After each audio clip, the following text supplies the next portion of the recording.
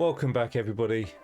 Been a little while since I've done a 2-minute video and I've had quite a busy summer. I've been really enjoying my personal climbing, doing a lot more coaching and training outside, but as the autumn's coming in, I'm going to be returning more to opening more online spaces and doing a bit more coaching indoors.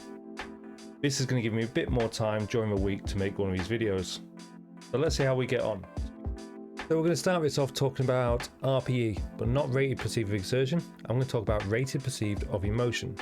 And this is a scale I use when working with people for confidence building or head games to help them try and figure out how intense they need the climbing to feel in order to improve their confidence. I use this as a 1 to 10 scale, and at 1 to 2 we have what I refer to as a skillless zone. It's an area in which we don't have the skills to make the climbing meditative or understand why we're doing easier climbing. But once we move from there, the challenge goes up, we enter the learning zone. This is essentially zone 1 to 6 with a bit of overlap on the next zone. So number 3, we've got relaxed. Relaxed, we're able to go through the climbing. It's not difficult for us, we're just in a meditative state enjoying the moves. As the climbing difficulty goes up, we find ourselves still being able to be in control. There's no stress for us, we're not fearing failure, the climbing is just something we can handle. As we progress from this further, if we're lucky, we find ourselves in the zone / in a moment of flow state. This is a state in which we feel like we're dancing on the wall. As long as there's no distraction or increase in difficulty, we'll be able to continue without any struggle.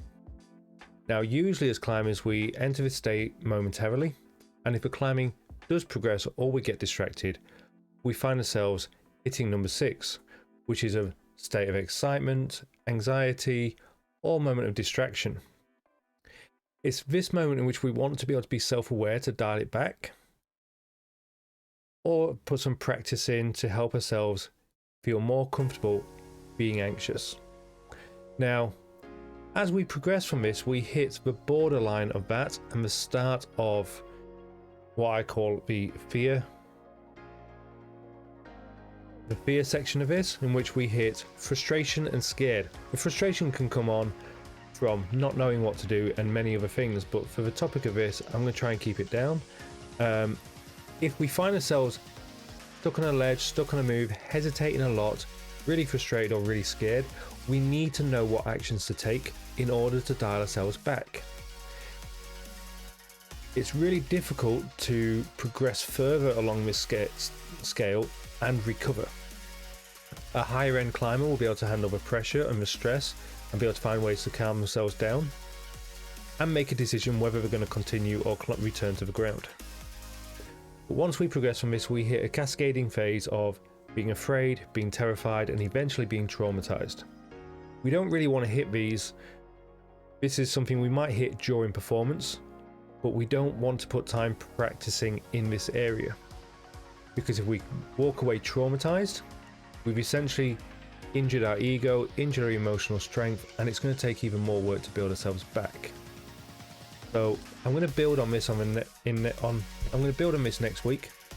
But for now, if you bear this scale in mind, and what we're looking for in the sense of something like pole practice is we're looking to feel between 3 and 6.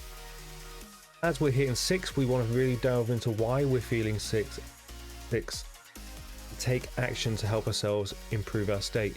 If we can learn to control it on the easier end of this, and then slowly push it to tiptoe into 7 and back into 6 to slowly build our confidence, be that taking slightly bigger falls, more complicated falls, or committing to bigger moves. I hope you found this helpful. Catch you next week.